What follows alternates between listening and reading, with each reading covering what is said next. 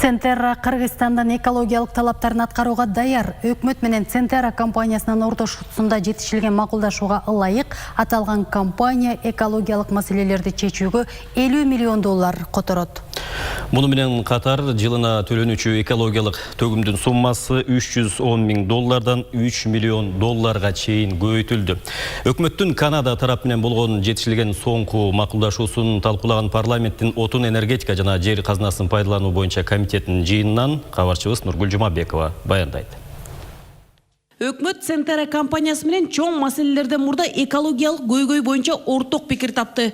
Мындайча айтканда тараптар экология боюнча соттук териштирүүлөргө чекит коюп, кызматташтыкты мындан ары улантууга даяр. Соңку жетишилген макулдашуунун алкагында Центерра компаниясы жаңыдан түзүлгөн жаратылышты өнүктүрүү фондуна жана айлана чөйрөнү коргоо багытындагы иш-чараларды өткөрүүгө $50 миллион котормой болууда.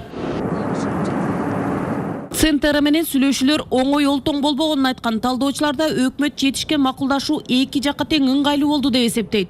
Бул ири суммадагы каражаттардын жардамы менен экология маселелерин жөнгө салууга мүмкүн. $50 миллион ысык көлдүн жээгинде заманбап суу тазалоочу түтүктөрдү курууга жана генди кайра калыбына келтирүүгө сарпталат.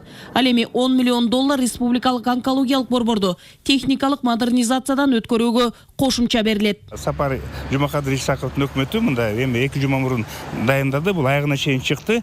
Бұл келишим макулдашуу боюнча Центерра Голд мындай иштерге барып атат да, эң биринчиден $50 миллион бөлүп атат да акчаны. Жанагындай ысык көлдүн экологиясынын мындайча чындоо үчүн да, себеби жанагы бизде пансионаттардын сооружениялары жок, жанагы тазалоо тигинде мындай проблемалар көп да. Муну менен катар 2009-жылы бекитилген келишимге ылайык жылыга төлөнүүчү экологиялык төгүмдүн суммасы $310 миң $3 миллион чейин көбөйтүлдү. Ал эми Кумтөр Голд компания мурда өкмөт тарабынан көз карандысыз эл аралык консультант катары тартылган.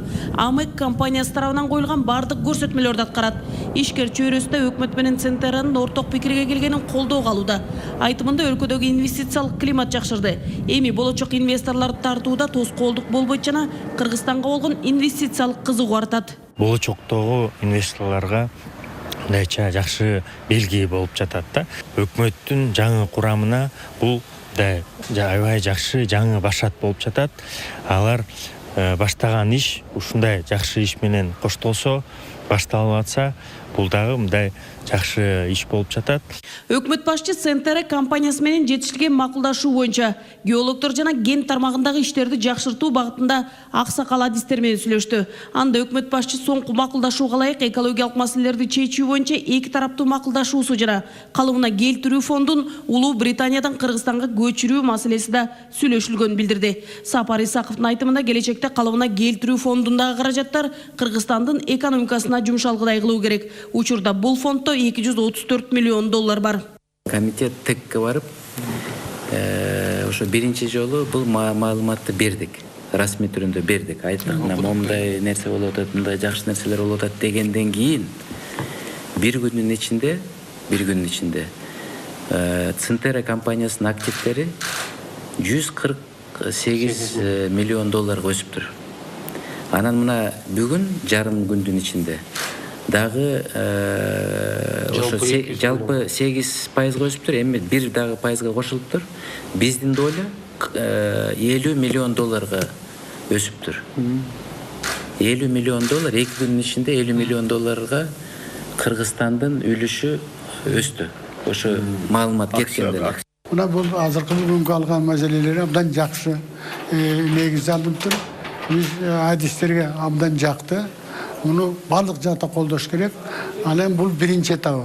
Экинчи этабы бул келечек Кумтөргө окшогон чоң предприятияны жоготпош керек. Уларды өстүрүш керек. Көп жылдар иштеш керек. Улам кеңейип өсүп туруш керек. Ошондуктан улар ушунча жылдан бери иштеп бизге көндү, биздин шартты түшүнүштү.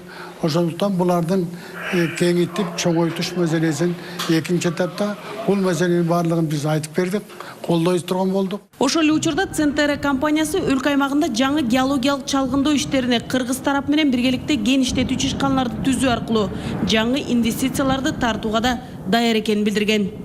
Нургүл Жумабекова, Аскар Улан уулу, Коомдук биринчи канал.